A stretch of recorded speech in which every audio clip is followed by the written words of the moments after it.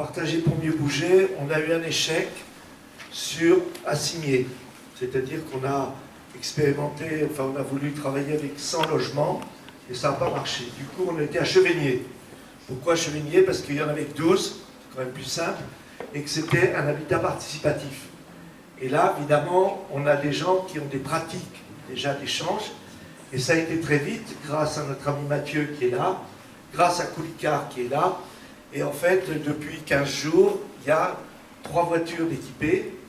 Ça veut dire que sur 18 voitures, je pense qu'on devrait faire la démonstration qu'il y en a 12 qui sont utiles, c'est-à-dire une par famille, et qu'en partageant 3 voitures, eh ben, on peut en supprimer 3.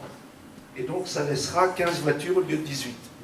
Et donc moi, en tant que promoteur, je me dis que la prochaine fois, je vais vendre des appartements, et en plus, je vais vendre la mobilité. Voilà, c'était mon rêve. En entrant dans BMA, ben, je crois qu'on va y arriver. La deuxième chose, c'est Breteuil. Breteuil, c'est une commune où il y a une halte SNCF.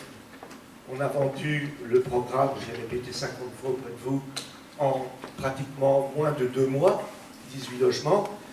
Et on fait des logements aussi bien au centre-bourg et on ne les vend pas. Et il y a 400 mètres entre les deux.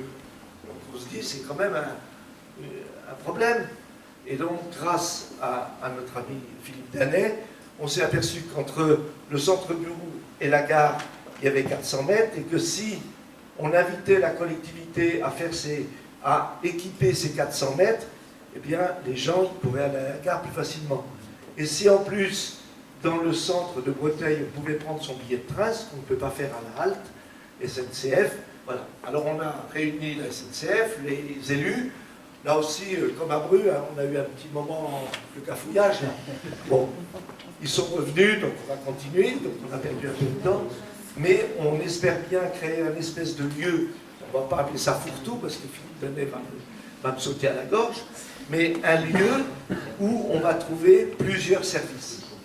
Celui d'une conciergerie et de livraison, celui où on peut travailler parce qu'on habite Bru et qu'on n'a pas de bureau, mais qu'on a envie d'être dans un milieu de travail, donc plusieurs auto-entrepreneurs peuvent se trouver, etc. Donc on est en train de négocier le lieu avec le pays. Et puis le troisième projet, alors là, nous ne serons que sur un projet dans un an, c'est sur le quartier du Blaude, un lieu qui s'appelle le Phare et qui réunit des bureaux, des commerces, des logements.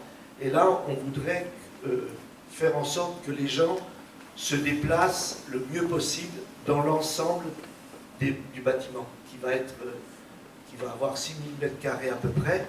Et on voudrait faire en sorte que, là aussi, c'est des gens qui sont prêts à partager des lieux de restauration, à partager des bureaux, à partager des salles de réunion. Et si on arrivait à faire une conception architecturale qui fasse qu'on n'aille pas chercher sa photocopie à l'étage du dessus ou sa sortie d'imprimante, mais qu'on ait des réseaux et qu'on se déplace un minimum, on ne ferait peut-être pas beaucoup d'économies de CO2, mais beaucoup d'économies de stress et de déplacement et de fatigue. Voilà un peu les trois projets sur lesquels nous sommes.